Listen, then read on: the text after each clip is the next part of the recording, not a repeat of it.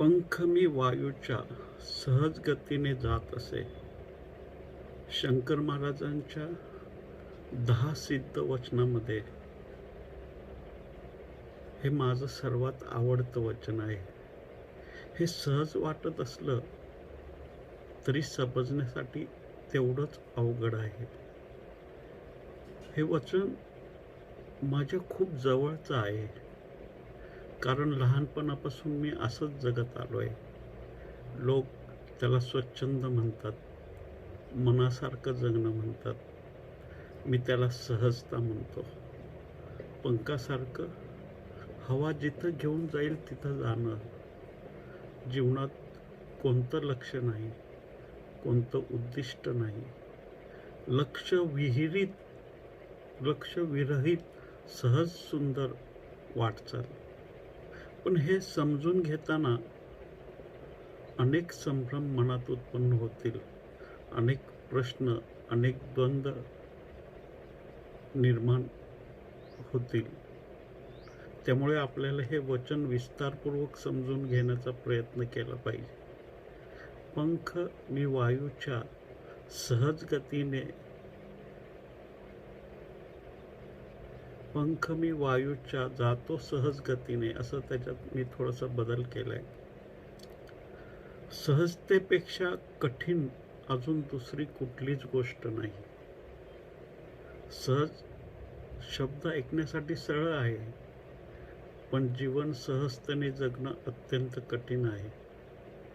शंकर महाराजांच्या या सिद्ध वचनात पंख मी वायूच्या संगतीने जातो सहज गतीने, महाराज जीवनाच्या सहजतेचा संदेश देतात. पण सहज गोष्ट समजण्यासाठी जास्त अवघड असते. कदाचित त्यामुळेच शंकरांचे शब्द लोकांपर्यंत पोहोचू शकले नाहीत, लोकांच्या आकलनात आले नाहीत. समस्त अस्तित्व सहज आहे, एक मनुष्य प्राणी सोडला तर. इतर कुठल्याही प्राण्यांमध्ये जीवन जगण्यामध्ये असहजतेचा लवलेशही नसतो. एक वृक्ष सहज जीवन जगतो. कुठल्या दुसऱ्या वृक्षाबरोबर प्रतिस्पर्धा नाही, कोण छोटा कोण मोठा हा भेद नाही, कुठला संघर्ष नाही. जीवन जसं आहे तसं त्याचा समग्र स्वीकार. फूलही त्याच सहजतेने उमलतात, विकसित होतात. सगळे ग्रह तारे सहज आहेत. नदी नाले समुद्र कुठेच तुम्हाला असहजता दिसून येणार नाही.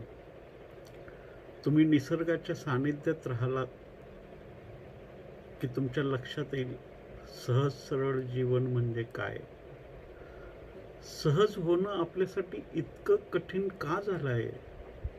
कारण आपण जीवन प्रयत्नपूर्वक असहज करून टाकत आहोत, आणि ते इतके असहज केलं आहे की आता सहज होणं आपल्यासाठी अत्यंत कठीण झालं आहे.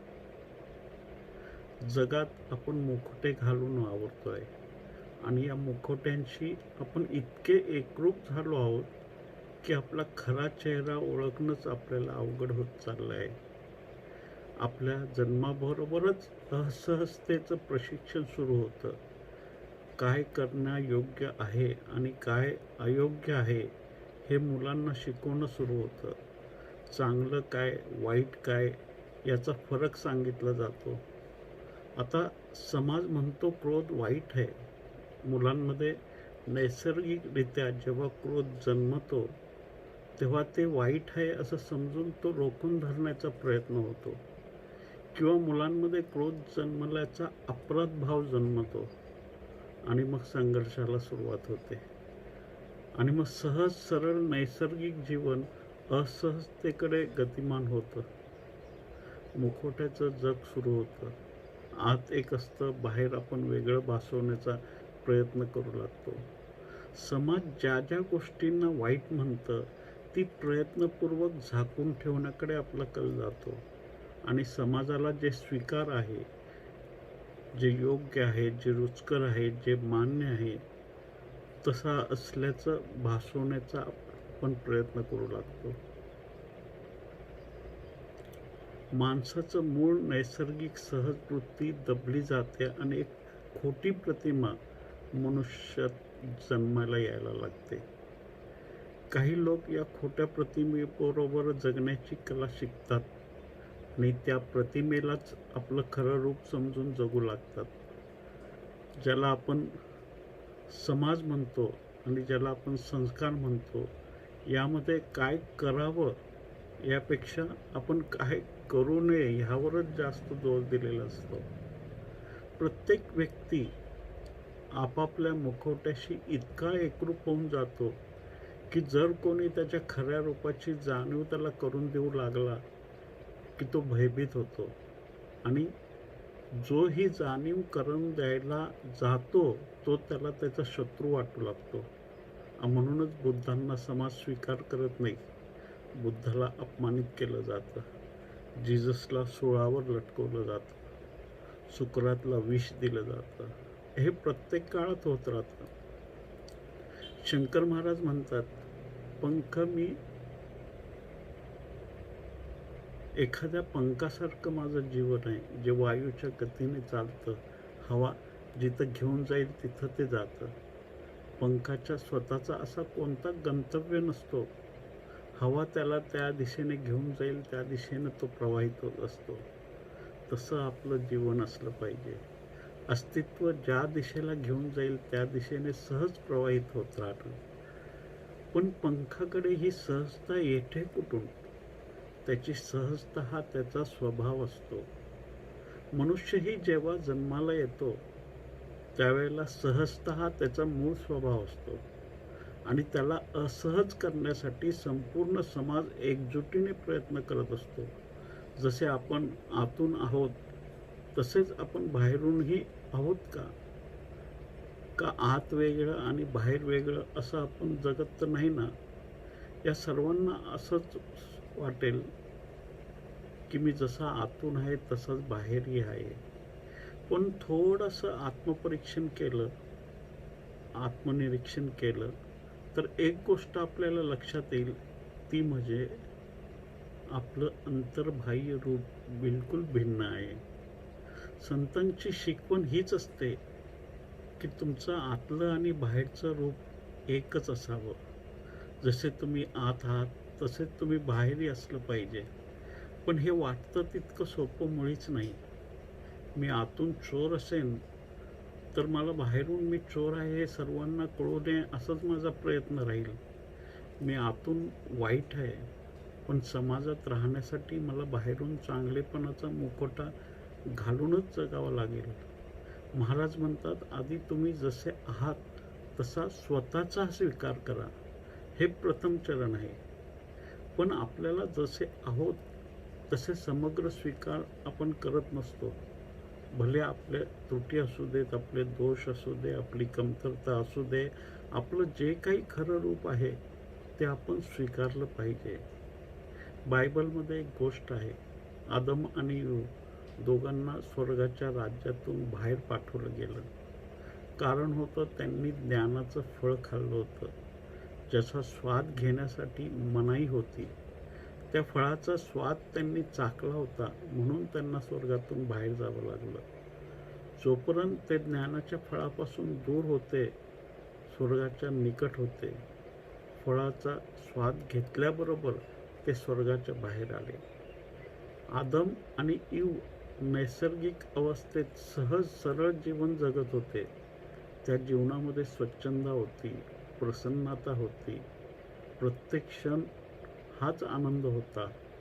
बाहेर आल्याबरोबर जे सहज होतं ते असहज झालं, जे सरळ होतं ते कठीण झालं. स्वच्छंदता तणावग्रस्त झाली, प्रसन्नता गढूळ झाली. गोष्ट छोटीशी आहे पण अर्थपूर्ण आहे. कारण आपणही जन्माला येतो तेव्हा स्वर्ग आपल्या सोबतच असतो. आपण हळूहळू त्याचा नरक बनवून टाकतो. आणि याचं सर्वात महत्त्वपूर्ण कारण म्हणजे आपण आपल्या जीवनाची सहजता हरवून बसतो. खरं तर आपण असं जीवन जगत असतो की ना जन्म आपल्या हाती असतो ना मृत्यू आपल्या हातात असतो. तरीही जीवनावर आपला अधिकार गाजवण्याचा आपला अहंकार आपण जोपासत असतो. अपनी मर्जी से कहाँ अपने सफर के हम है, रुख हवाओं का जिधर का है उधर के हम है. पहले हर चीज थी अपनी मगर अब लगता है अपने ही घर में किसी दूसरे घर के हम है. वक्त के साथ मिट्टी का सफर सदियों से किसको मालूम कहाँ के है किधर के हम है. जिस्म से रूह तलक अपने कई आलम है, जिस्म से रूह तलक अपने कई आलम है. कभी धरती के कभी चांद नगर के हम है. चलते रहते हैं कि चलना है मुसाफिर का नसीब, सोचते रहते हैं किस राह गुजर के हम है. गिनतियों में ही गिने जाते हैं हर दौर में हम, गिनतियों में ही गिने जाते हैं हर दौर में हम. हर कलमकार की बेनाम खबर के हम है. न जन्म आपल्या हाती आहे न मृत्यू, पण तरीही मनुष्य स्वतः श्रेष्ठ समजण्याच्या भ्रमातून बाहेर येत नाही. वास्तविक आपल्या मर्जीने आपला प्रवास नसतोच, कारण जन्म आणि मृत्यूच जर आपल्या हातात नाही आहे, तिथे मग दोघांमधील हा मधला जो जीवनाचा प्रवास आहे तो तरी आपल्या मर्जीने आहे असं कसं म्हणता येईल. असं म्हणणं पण चुकीचं ठरेल. हवेच्या प्रवाहाप्रमाणे आपण जगणं आपलं जगणं आहे. आपण स्वतः सर्व करतो आहे असं वाटत असलं तरी आपण निमित्तच असतो, करणारा कोणी दुसराच असतो. सुरुवातीला सर्व गोष्टी वस्तू आपल्याच आहेत असं वाटत असतं. नंतर लक्षात येतं इथं आपलं असं काहीच नाही आहे. अन्य गोष्ट तर दूर, ज्याला आपण घर समजत होतो तेही आपलं नाही. आपण कोणत्या तरी दुसऱ्याच घराचे रहिवासी आहोत. मग आपल्या हर वस्तूवर आपला अधिकार गाजवत होतो. तो केवळ मूर्खपणा नाही का? कधी कधी व्यक्तीवर ही वस्तूप्रमाणे आपण अधिकार गाजवत असतो. आपणच आपले नाहीत तर इतरांवर अधिकार गाजवण्याचा हक्कही आपल्याकडे राहत नाही. काळाबरोबर मातीचा प्रवास आहे, दुसरं काही नाही. मातीतून आपण जन्मलो आणि शेवटी मातीतच मिसळून जायचं आहे. कोणाला तरी ही खबर आहे का आपण कोण आहोत, कुठले आहोत, कुठून या पृथ्वीवर आलो आहोत. आणि जेव्हा हा देह मातीत मिसळेल तेव्हा आपलं अस्तित्व असणार आहे का नाही. आणि असलंच तर ते कोणत्या रूपात असणार आहे कोणालाच ह्याची माहिती नाही. देह नजरेस पडतो, पण आपण ज्याला आत्मा म्हणतो त्याचं काय. आणि शरीराच्याच प्रवासात किती बदल घडतो. लहानपणी आपण वेगळे असतो, यौवन अवस्थेत वेगळे, वृद्धापकाळात वेगळे. प्रत्येक अवस्थेतील रूप भिन्न, भाव भिन्न. असं वाटतं कधी कधी आपण या धरावरील तर कधी कधी आपण त्या गगनाचे, कधी पृथ्वीचे तर कधी चंद्र ताऱ्यांचे. आपण चालत तर आहोत, चाललो तर आहोत, पण कुठे ह्याचा काही पत्ता नाही. बस नशिबात चालणं लिहिलं आहे म्हणून चालतो आहे, अशीच सर्वांची गत आहे. ते चालणं काय कामाचं जे तुम्हाला कुठेच पोहोचवत नसेल. आपला मार्ग चुकीचा की बरोबर ते समजण्याची समजही आपल्याजवळ नाही. किती वेळा आपण जन्म घेतला असेल. फक्त संख्याच्या हिशोबात आपलं जगणं संपून जातं. अनेक मरणातील एक मरण आपलं असतं. प्रत्येक लेखनिकाच्या बिन नावाच्या आणि कामाच्या बातम्यातली एक बातमीच आपलं आयुष्य बनून जातं. काय किंमत आहे अशा आयुष्याची. हे जर समजलं तर लक्षात येईल महाराज जे म्हणत आहेत तेच सत्य आहे. एखाद्या हवेवर स्वार होऊन उडणाऱ्या पंखासारखं आपलं आयुष्य आहे. न दिशा आपली, न मार्ग आपला, आणि तरीही आपला अहंकार आपण स्वतः दिशा आणि मार्ग ठरवून चालत असल्याचा आनंद घेत असतो. बॉलरनी टाकलेला चेंडू जेव्हा बॅट्समन ताकदीने स्टेडियमच्या बाहेर टोलावतो, तेव्हा त्या बॉलला जर मन असेल आणि त्याला असं वाटत असेल की आपण आपल्या शक्तीने, आपल्या ताकदीने, आपल्या ऊर्जेच्या बळावर उंच आकाशात भ्रमण करतो आहोत आणि ग्राउंडच्या बाहेर जाण्याइतकी ऊर्जा, इतकी शक्ती आपल्याजवळ आहे, तर आपल्याला हसू येईल. पण आपण वेगळं अजून काय करतो? समस्त ब्रह्मांडाचा विचार केला तर आपल्या असण्यालाही काय किंमत आहे? पण आपण संपूर्ण ब्रह्मांड आपल्या सेवेसाठी आहे अशा भ्रमातच वावरत असतो. पंखाला चेतना असती आणि त्याला वास्तविक ज्ञानाचा परिचय असता, तर त्याला याची जाणीव नक्कीच झाली असती. आपलं अस्तित्व नगण्य आहे. आपल्या मर्जीने आपला प्रवास नसून हवेच्या मर्जीने आपला प्रवास चालू आहे.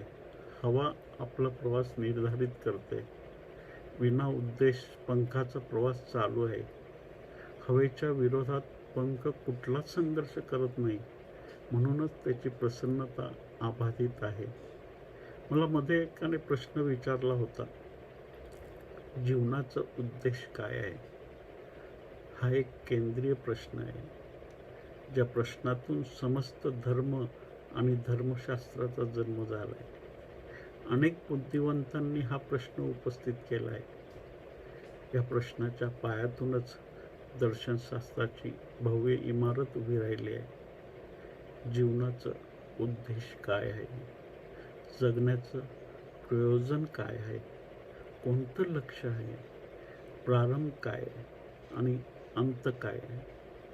स्वतःला समजदार, बुद्धिमान, हुशार आणि प्रतिभाशाली समजणारा व्यक्ती आज असे प्रश्न उपस्थित करतो. आणि शिवाय ज्या व्यक्तीच्या मनात असे प्रश्न निर्माण होत नाहीत, अशी व्यक्ती ह्यांच्या नजरेतून मूर्ख, अनाडी आणि अज्ञानी ठरते. पण वास्तविकता अशी आहे, ज्याच्या जीवनामध्ये उद्देश आहे, जी व्यक्ती काहीतरी उद्देश घेऊन जगती आहे, ती त्यात यशस्वी होईल अथवा नाही ही नंतरची गोष्ट आहे. ते भविष्यकाळात ठरेल. पण आज जो हातातला वर्तमान क्षण आहे, जे जीवन आहे, त्यापासून ती व्यक्ती नक्कीच वंचित राहील, यात कुठलीच शंका नाही. आपलं लक्ष्य प्राप्त करण्याच्या प्रयत्नात हातातलं जीवन निसटून जाऊ नये, कारण जीवन महत्त्वपूर्ण आहे, लक्ष्य नाही. जीवन निष्प्रयोजन जगता येऊ शकतं. जो निष्प्रयोजन विना उद्देश जीवन जगतो, तोच सघनतेने जगू शकतो. ज्याच्या जीवनात कुठलाच उद्देश नाही, त्याच्यासाठी हा वर्तमान क्षण महत्त्वपूर्ण आहे. हे सहज कळून येण्यासारखं नाही, थोडंसं कठीण आहे, कारण आपल्या मनाची उंची तेवढी नाही आणि मनाला विना उद्देश जगता येऊ शकतं ही कल्पनाच करता येऊ शकत नाही. मन काहीतरी उद्देश घेऊनच जगतं आणि काहीतरी उद्देश असल्याशिवाय क्षणभरही ते राहू शकत नाही. त्याच्याशिवाय मनाचं अस्तित्व धोक्यात येईल, त्याचं अस्तित्व संपुष्टात येईल. म्हणूनच ही गोष्ट समजून घेण्यासाठी आणि समजवण्यासाठीही कठीण आहे. तरीही आपण समजून घेण्याचा प्रयत्न करूयात. जीवनाचा उद्देश काय आहे? हा प्रश्न विचारणारा स्वतःला बुद्धिमान आणि या प्रश्नाला अत्यंत अर्थपूर्ण प्रश्न असं समजत असला तरी मुळात हा प्रश्नच निरर्थक आहे. हा प्रश्न अर्थहीन आहे, कारण कोणतेही उत्तर दिले तरी या प्रश्नाचं समाधान होऊ शकत नाही. याच्या उत्तरात मूळ प्रश्नाचं अस्तित्व कायमच राहणार. उदाहरणार्थ समजा मी या प्रश्नाचं उत्तर दिलं की हे जीवनाचा उद्देश आहे. मग पुढे काय? ला प्राप्त केल्यावर नंतर काय? समजा असं आपण समजू की ईश्वर प्राप्ती हे जर लक्ष्य आपण पकडलं, मग ईश्वर प्राप्ती नंतर पुढे काय? अजून असे काही अर्थहीन प्रश्न आहेत, ज्या प्रश्नाचं काहीच उत्तर देता येऊ शकत नाही. आणि समजा उत्तर देण्याचा प्रयत्न केला तरी त्या उत्तरात मूळ प्रश्न तसाच राहतो. त्यामुळे हा प्रश्नच व्यर्थ ठरतो. तुम्ही ज्यावेळेला विचारता जीवनाचा उद्देश काय आहे, त्यावेळेला तुम्ही हे गृहीत धरलेलंच असतं की जीवन विना उद्देश जगताच येऊ शकत नाही. त्यामुळेच हा प्रश्न व्यर्थ ठरतो. कारण कोणतंही उत्तर दिलं तरी तुमचं समाधान होऊ शकत नाही. तुमचा मूळ प्रश्न आहे तसाच राहतो. सगळे बुद्धिमानी विचारशील व्यक्ती प्रत्येकाला हेच समजवताना दिसतो की जीवनात काहीतरी उद्देश असला पाहिजे. कशासाठी तरी जगा, देशासाठी जगा, धर्मासाठी जगा, सत्यासाठी जगा. पण कोणी हे सांगताना कधीच दिसत नाही की स्वतःसाठी जगा, जीवनासाठी म्हणून जगा. जीवन सोडून इतर सर्व लक्ष तुमच्या समोर खुले असतात. जीवनाला कुठल्याही उद्देशाची गरज नाही. जीवन स्वतःच एक उद्देश आहे. जीवनाच्या बाहेर कोणता उद्देश शोधण्याची गरज नाही. जे उद्देश घेऊन जगत असतात ते आपल्या आवडीनिवडीनुसार आपला उद्देश ठरवत असतात. आणि ज्या उद्देशातून त्यांचा अहंकार डोकावत असतो, जितका मोठा उद्देश तितकाच मोठा अहंकार. तुमचा उद्देश जर तुमच्या कुटुंबापुरता मर्यादित असेल तर तुमचा अहंकारही मर्यादित असेल. पण तो उद्देश राष्ट्रासाठी, देशासाठीचा असेल तर अहंकार अजून तितकाच मोठा असेल. आणि तुम्ही संपूर्ण मानवतासाठी जगत असाल, मानवजातीसाठी जगत असाल, तर मग तुमच्या अहंकाराला सीमाच नाही. म्हणजे जितकं मोठं उद्दिष्ट तितकाच मोठा अहंकार. प्रत्येक मोठ्या लक्ष्याबरोबर अहंकार सघन होत जातो, मजबूत होत जातो. ज्या व्यक्तीसमोर धन, संपत्ती, प्रतिष्ठा असे छोटे मोठे लक्ष असतील तर अशा व्यक्तीचा अहंकारही क्षुल्लक असणार.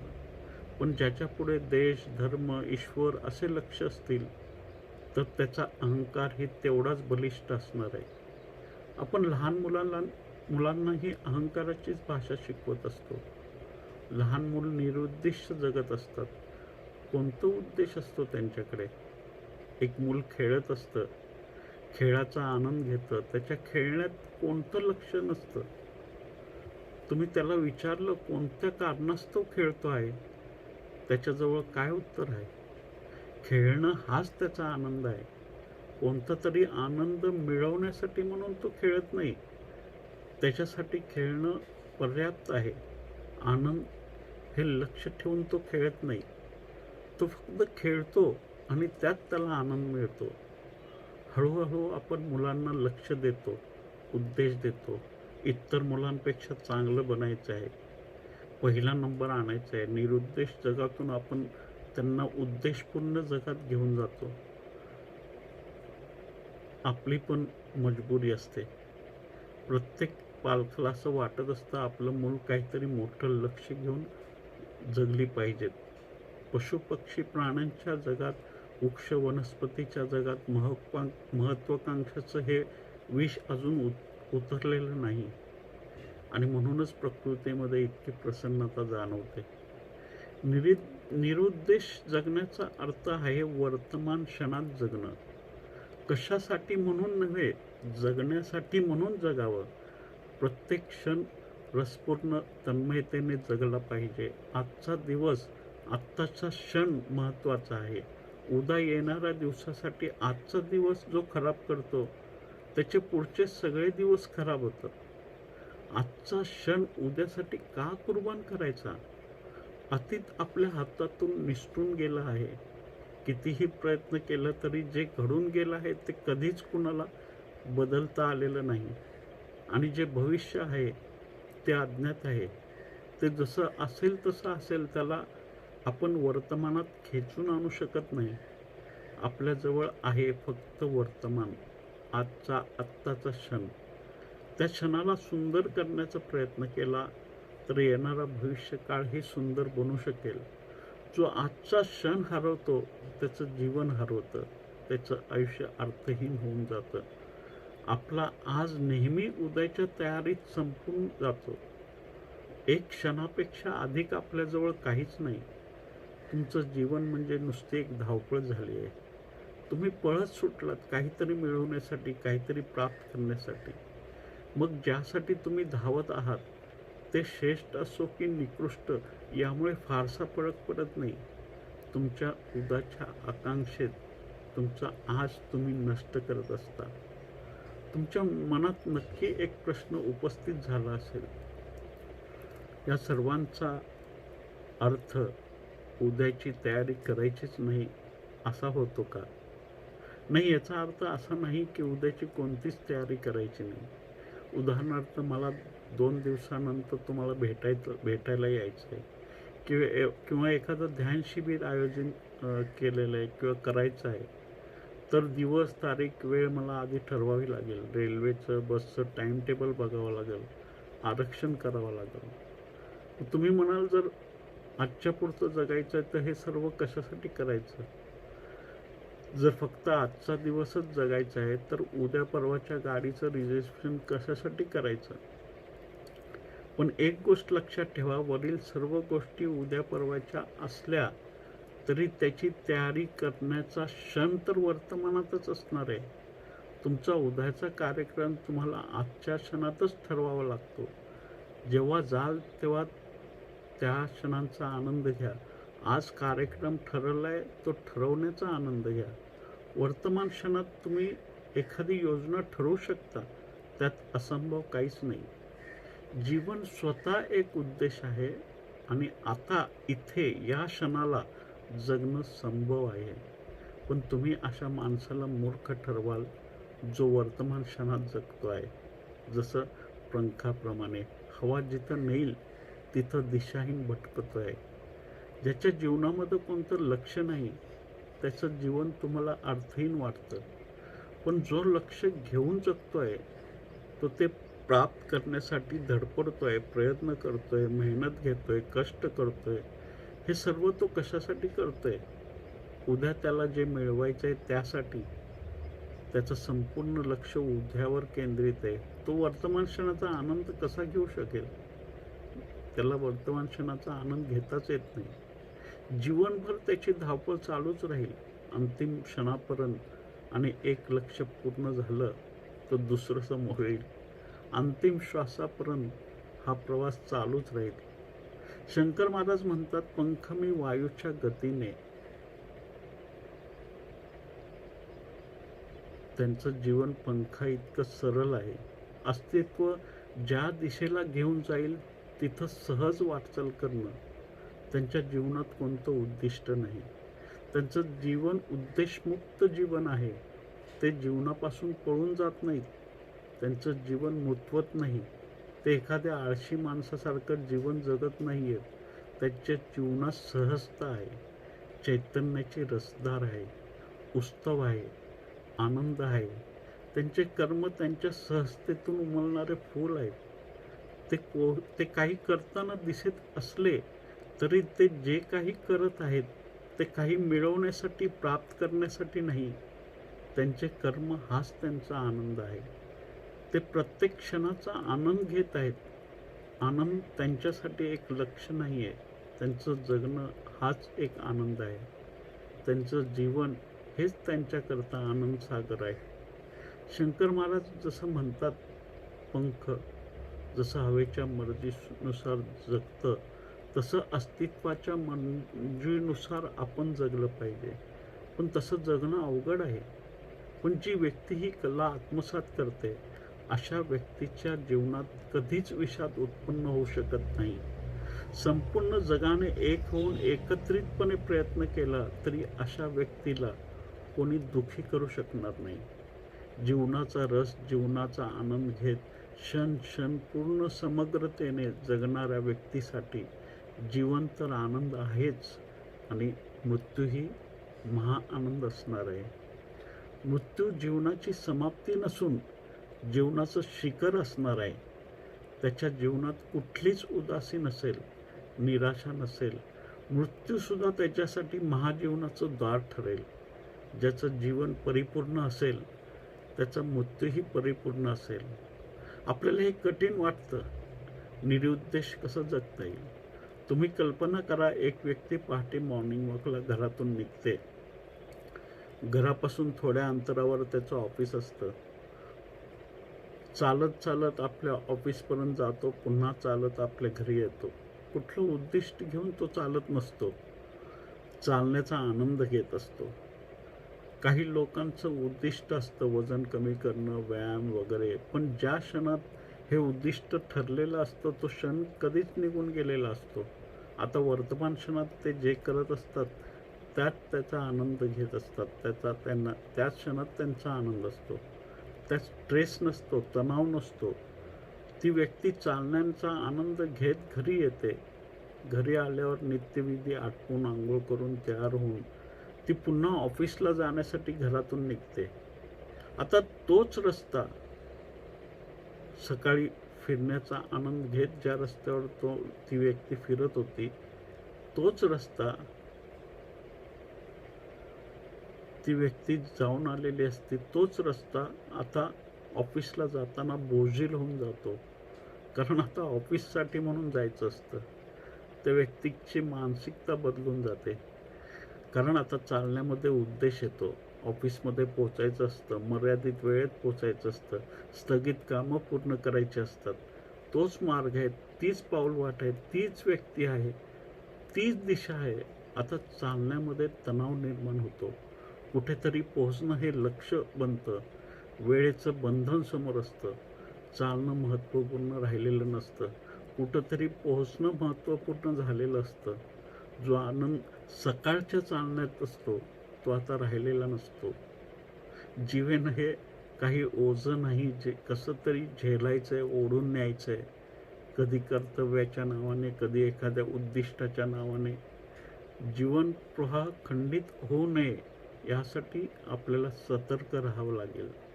तुम्ही संसार करता, त्यालाही कर्तव्याचं लेबल लावता. संसार आहे, मुलबाळ आहे, घरगृहस्थी, या सर्व गोष्टी एक आंतरिक आनंद भेटला पाहिजे तुम्हाला. पण कर्तव्याच्या भाषेमुळे त्यातला आनंद हरवून जातो.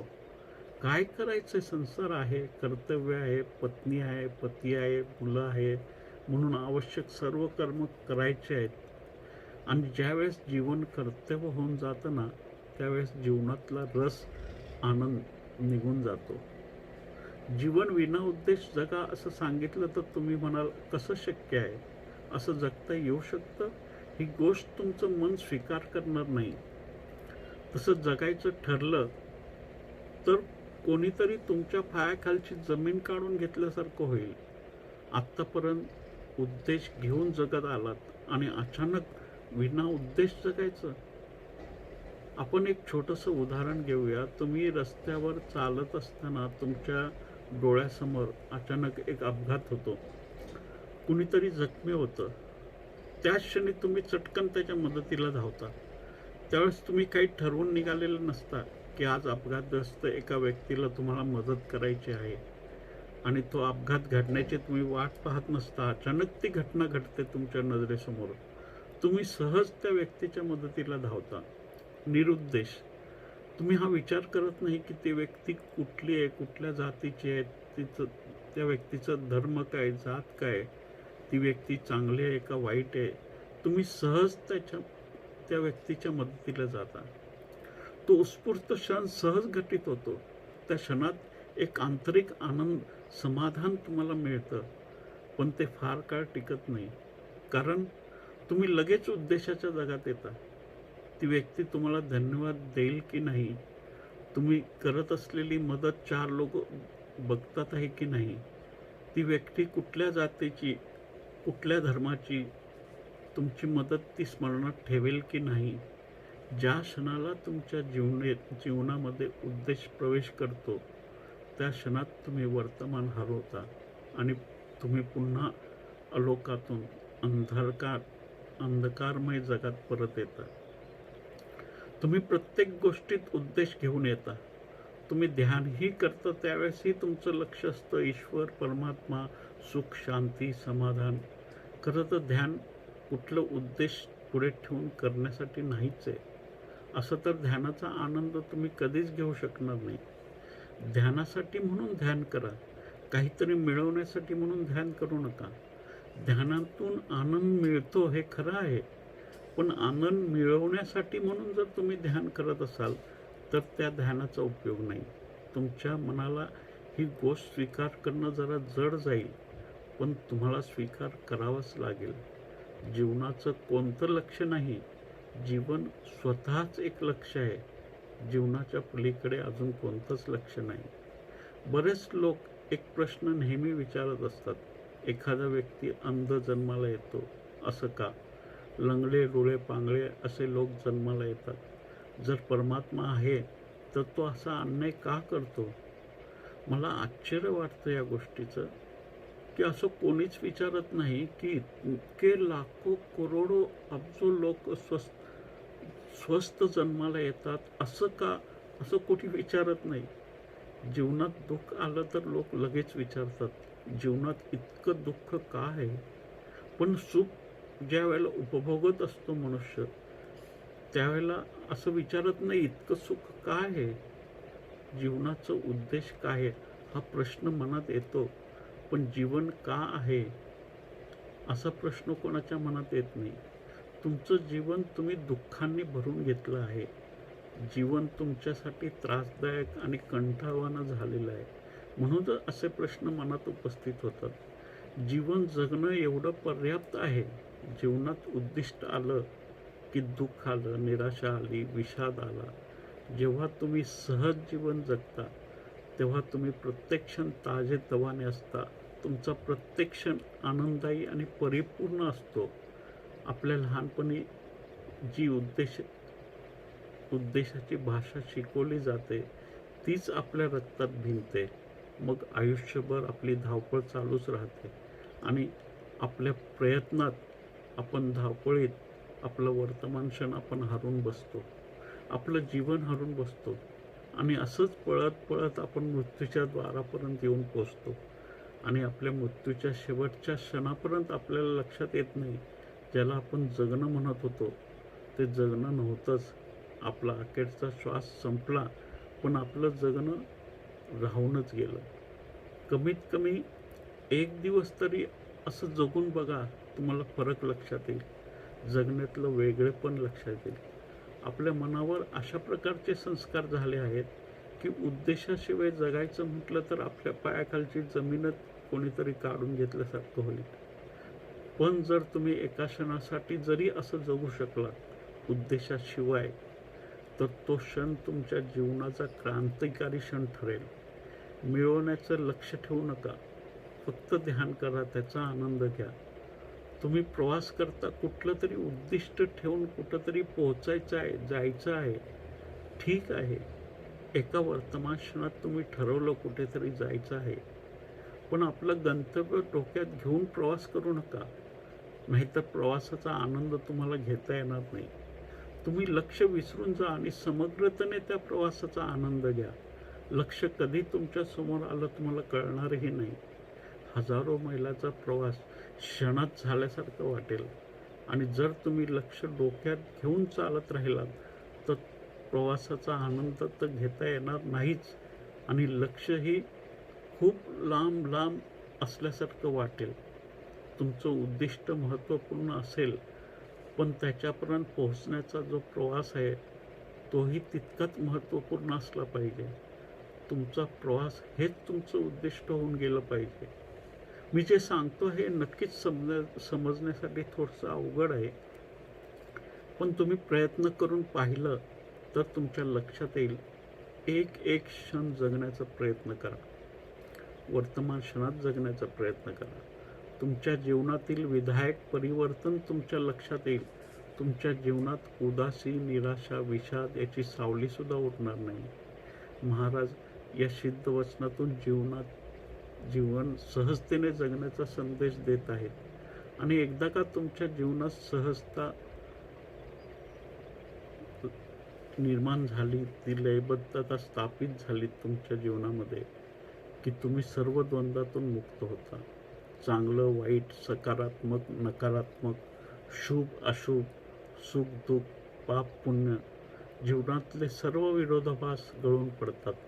नाही पुण्याची मोजणी, नाही पापाची टोचणी, जिने गंगोगाचे पाणी, कशाचा न लाग भाग, कशाचा न पाठलाग, आम्ही हो फुलांचे पराग.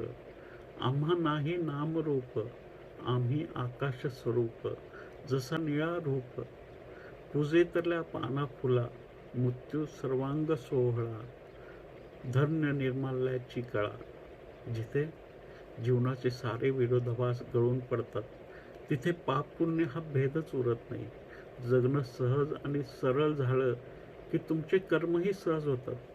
नाही पुण्याची मोजणी, तुम्ही जे काही करता त्या कर्मात कुठलं लक्ष नसतं. पुण्य मिळावं म्हणून तुम्ही काही करत नसता. तुम्ही जे काही करता तो तुमचा आनंद असतो.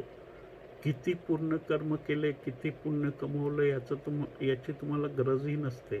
किती पूजा केली, किती प्रार्थना केली, किती ध्यान केलं, याचं कुठं मोजमाप नसतं. तो तुमचा रस असतो, तुमचा आनंद असतो. त्यामुळे तुमचं जीवन रसमय आणि उत्साहपूर्ण होऊन जातं. महत्त्वाची गोष्ट म्हणजे एखाद्या कृत्य तुमच्या हातून असं घडलं की ज्याला समाजात अपराध किंवा पाप म्हणतात, त्याची सुद्धा सल तुम्हाला टोचत नाही. तिथं तुमचा कर्ताभावच संपुष्टात येतो. तिथं तुम्ही केलेल्या पाप पुण्याचा प्रश्नच उरत नाही. कारण तुम्ही निमित्त आहात आणि तोच तुमच्यातून सर्व काही करतोय, हा साक्षीभाव तुमच्या स्थिर झालेला असतो. तुमचं जीवन आणि जगणं गंगोचे पाणी असल्यासारखं स्वच्छ, धवल, निर्मळ असतं.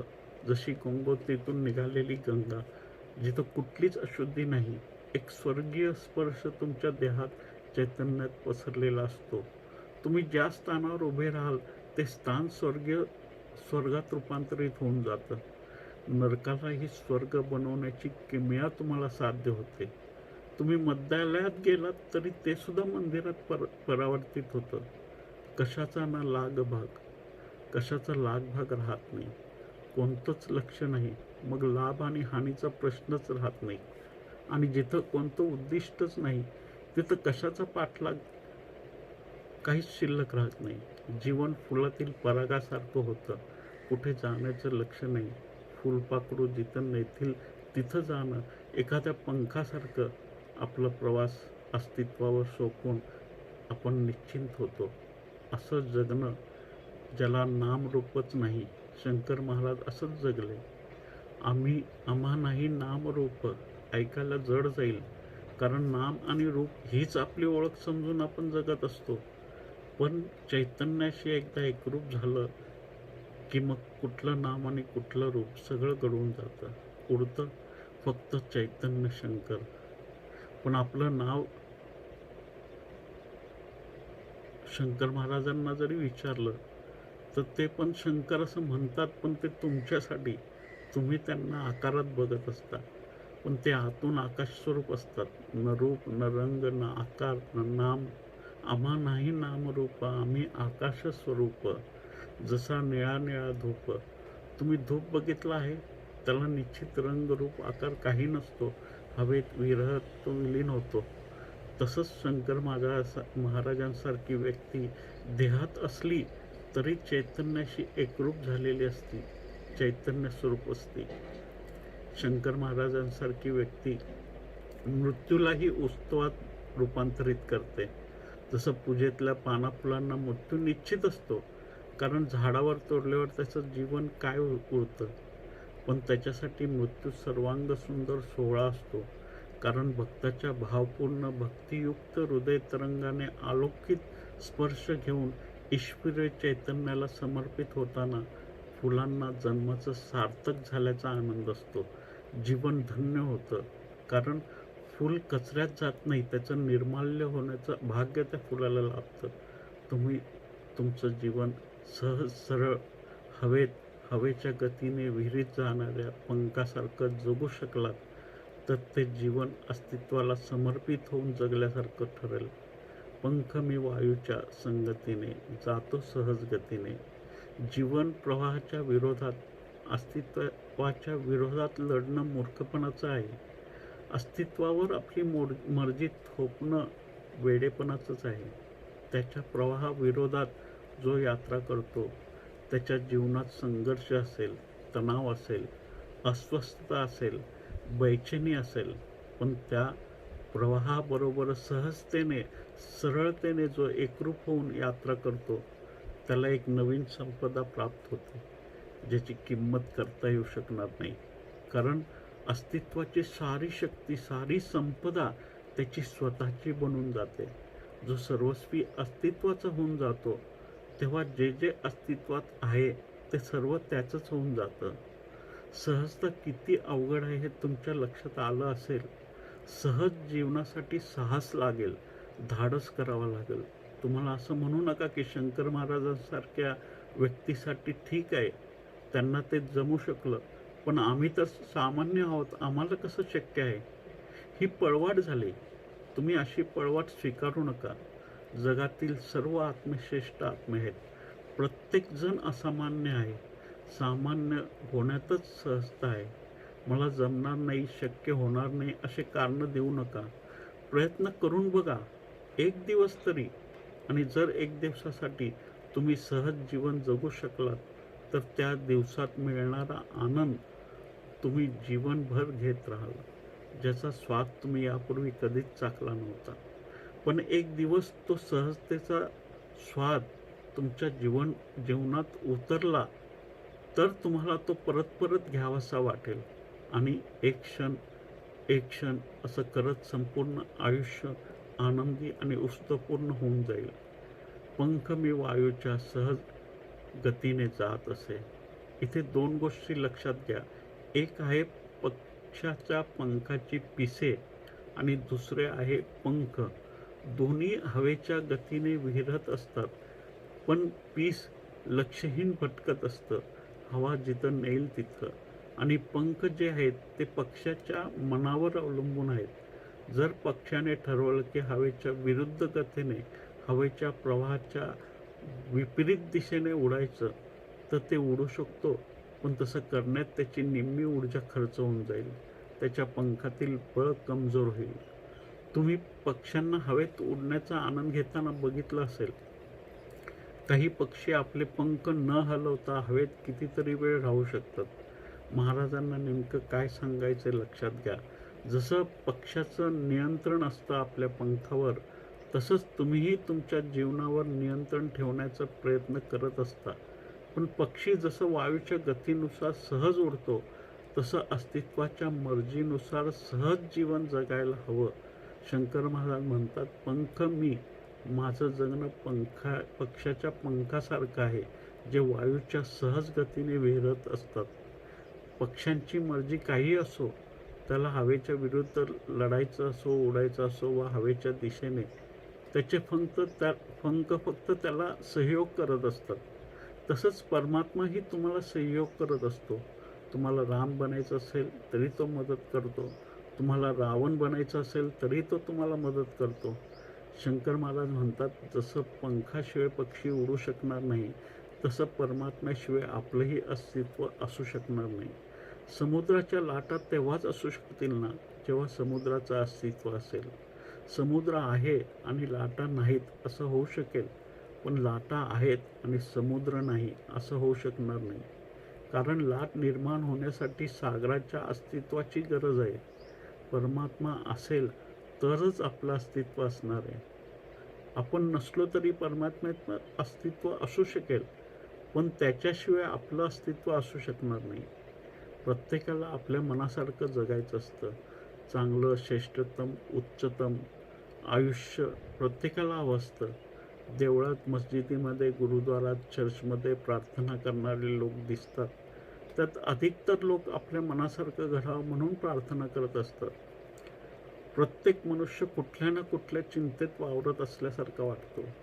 मी हजार चिंतांनी डोके खाजवतो, तो कट्ट्यावर बसतो, घुमतो, शीळ वाजवतो. मी जुनाट दारा परी किरकिरा बंदी, तो सताड उघड्या खिडकी परी स्वच्छंदी. मी बिजागरीशी जीव गंजवित बसतो, तो लंगून चौकट पार निघाया बघतो. डोळ्यात माझ्या सूर्याहून संताप, दिसतात त्वचेवर राप उन्हाचे शाप. तो त्याच उन्हाचे लखलखीत झगझगते, खडवून दागिने सूर्यफुलांवर झुलतो. मी पायी रुतल्या काचांवरती चिडतो, तो त्याच घेऊन नक्षी मांडून बसतो. मी डावरडीचा खात जिंकतो अंती, तो सच्च मोकळ्या मुक्त मनाने हरतो. मी आस्तिक मोजत पुण्याईची खोली, नवसाची ठेवून लाच लावतो बोली. तो मुळात येतो इच्छा अर्पून साऱ्या, अन धन्यवाद देवाचे घेऊन जातो. मला अध्यात्माचा रोज नवा शृंगार, मज अध्यात्माचा रोज नवा शृंगार. लपतो न परीचे हरा आत भेसूर, तो फक्त ओढतो शाल नभाची तरीही, त्या श्याम निळ्याच्या मोर पिसापरी दिसतो.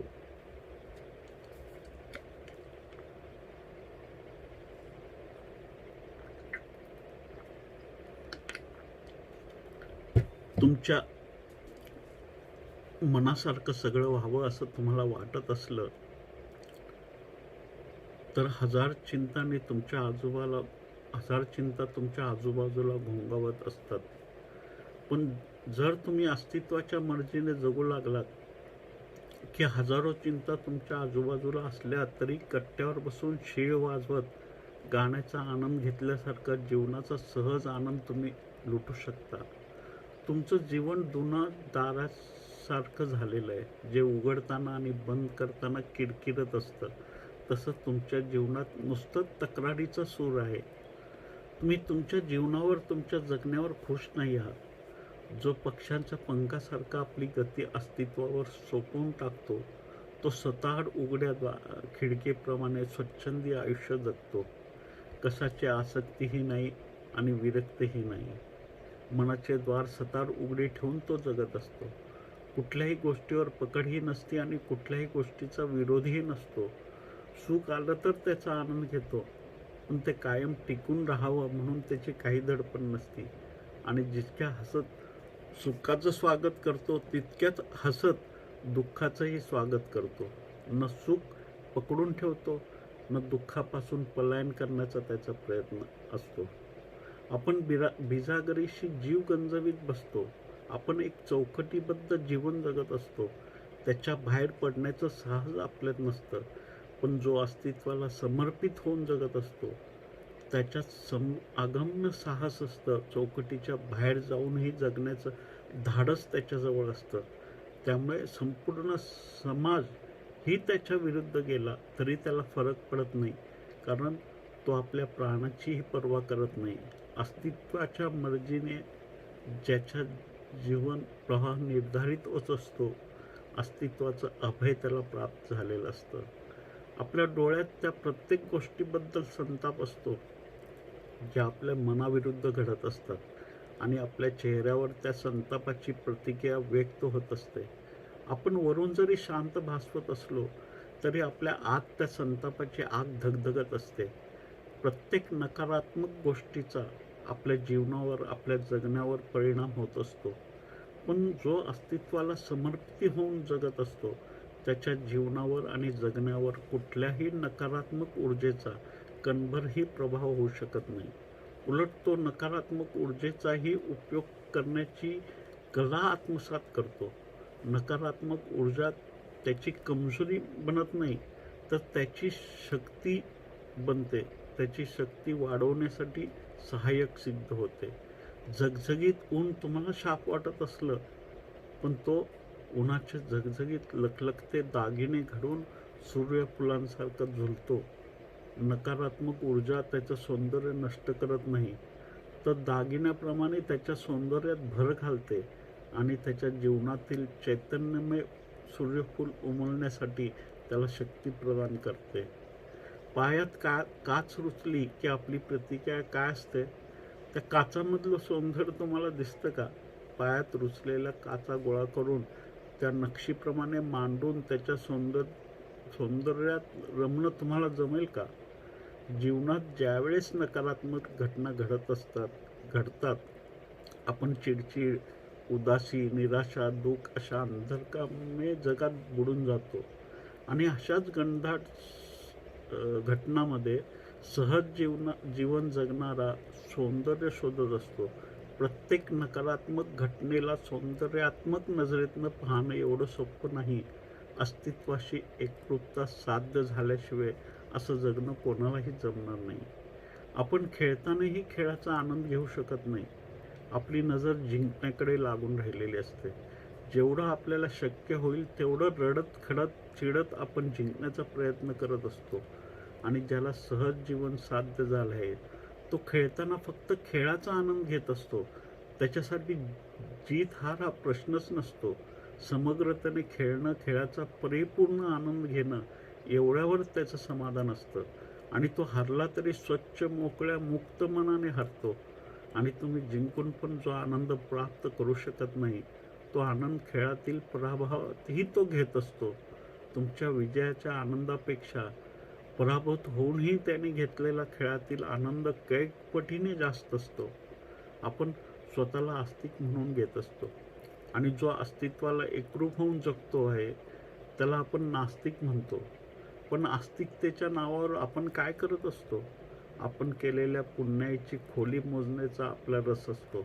किती पूजा करतो, किती प्रार्थना करतो, किती उपवास तपास करतो, किती नाम जप करतो आणि आपण फार मोठं धार्मिक कृत्य केल्याचा अहंकार जोपासत असतो. आपले नवस देखील देवाला लाच दिल्यासारखे असतात. माझं हे काम झालं तर मी ते करेन, माझं ते काम झालं तर मी हे करेन. ही लाच नाही तर दुसरं काय आहे? जो अस्तित्वाला समर्पित होऊन जगत असतो त्याच्या स्वतःच्या काही इच्छा नसतात. कारण अस्तित्वाची इच्छा हीच त्याची इच्छा असते. तो देवळात जरी गेला तरी काही मागायला जात नसतो. जे दिलं आहे त्यासाठी धन्यवाद देण्या व्यतिरिक्त त्याच्याजवळ दुसरं काहीच नसतं. आणि जो मुळात सर्व इच्छा अर्पून आलेला असतो देवच त्याला धन्यवाद देतो. देवाचेच धन्यवाद प्राप्त करण्याचं भाग्य त्याला लाभतं. कारण देवाच्या अवतीभोवती काही ना काही मागणारे लोकच असतात. भले मग ते मागणं सांसारिक असो वा आध्यात्मिक असो. जो अस्तित्वावर आपली इच्छा सोपवून जगत असतो तोच सहज जीवन जगू शकतो. आपण आध्यात्मिकतेचा अहंकार मिळवत असतो आणि रोज आपल्या आध्यात्मिक मुकुटाच्या नवीन नवीन शृंगार आपण करत असतो. पण आपल्या स्वतःला आध्यात्मिक म्हणून घेत असलो आपण तरी आपला आतला चेहरा, खरा चेहरा भेसूर असतो. तो जास्त दिवस लपवू शकत नाही आपण. असे कितीतरी लोक मला भेटत असतात जे सांगत असतात आम्ही कोणाचंच वाईट चित्र नाही आहे, कोणाचंच वाईट केलं नाही आहे. मग आमच्याच बाबतीत असं का झालं? आमच्या जीवनात एवढी संकटे, एवढी समस्या, एवढी अडचणी देव का देत आहेत? या वाक्यातूनच स्पष्ट होतं की तुम्ही जे काही देवासाठी म्हणून करत असता ते तुम्ही तुमच्या अडीअडचणी, संकटे दूर व्हाव्यात म्हणून करत असता. देवाशी तुम्हाला काही घेणं देणंच नसतं. त्याने तुमच्या मनासारखं करावं म्हणून सर्व चाललेलं असतं. त्याच्यावर प्रेम आणि श्रद्धा आहे म्हणून तुम्ही करत नसता. त्याने तुमच्या कार्यात तुम्हाला मदत करावी म्हणून तुम्ही हे सर्व करत असता. आणि ज्यावेळेस तुमच्या मनाविरुद्ध काही घडतं त्यावेळेस तुमचा आतला खरा भेसूर चेहरा समोर येतो. त्यावेळी तुम्हाला देव, धर्म, अध्यात्म हे सर्व बकवास वाटायला लागतं. पण अस्तित्वाशी लयबद्ध होऊन जगणारा निर्धन आणि निर्वस्त असला तरी त्याचं आंतरिक सौंदर्य अलौकिक असतं. महावीरांकडे काय होतं? निर्वस्त आणि निर्धन अवस्थेत जगले. भिक्षा मिळाली तर मिळाली, नाही मिळाली तर उपास. पण त्यांच्यासारखं सौंदर्य श्रीमंत माणसाकडे सुद्धा शोधून सापडणार नाही. अस्तित्वावर त्यांची असलेली असीम श्रद्धा कोणत्या आस्तिकाकडेही सापडणार नाही. पृथ्वी ज्याच्यासाठी निवारा बनते, आकाश ज्याच्यासाठी चादर बनते, त्याला दुसरं अजून काय हवं असतं? वाळू आहे, सागर आहे, काय आणखी हवे मला? वाळू आहे, सागर आहे, काय आणखी हवे मला? आकाशाची चादर आहे, काय आणखी हवे मला. अज्ञाताचा प्रवास माझा, रात्र वादळी काळोखी. अज्ञाताचा प्रवास माझा, रात्र वादळी काळोखी. पाठी राखा ईश्वर आहे, काय आणखी हवे मला. राधेची ती पैंजण आणि काठ हरवला यमुनेचा. राधेची ती पैंजण आणि काठ हरवला यमुनेचा. राधेची पण घागर आहे, काय आणखी हवे मला.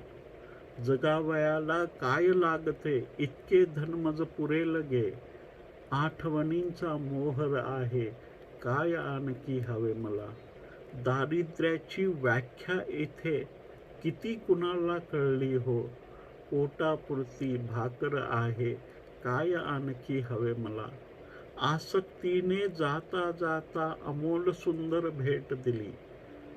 सुखशांतीचा वावर आहे, काय आणखी हवे मला. प्रत्येकाच्या हृदयी जागा हीच इलाही मिळकत ही. प्रत्येकाच्या हृदयी जागा हीच इलाही मिळकत ही. ठाई ठाई आदर आहे, काय आणखी हवे मला. तुमच्याही जीवनात असं समाधान प्रकटू शकतं. महाराज म्हणतात त्याप्रमाणे तुम्ही पंखासारखे होऊन जा आणि हवेला तुमची गती ठरवू द्या.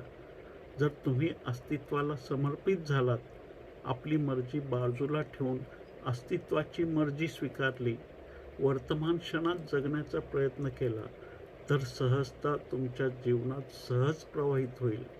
तुमच्या सर्वांच्या जीवनात शंकर महाराजांसारखी सहजता घटित व्हावी, या प्रार्थनेसह मी आजची चर्चा समाप्त करतो. इतक्या वेळ न कंटाळता तुम्ही माझं बोलणं ऐकून घेतलं, शंकर महाराजांचं सिद्ध वचन समजून घेण्याचा प्रयत्न केला, त्यासाठी मी तुमच्या सर्वांचा अनुग्रहित आहे. माझे प्रणाम स्वीकार करा. धन्यवाद.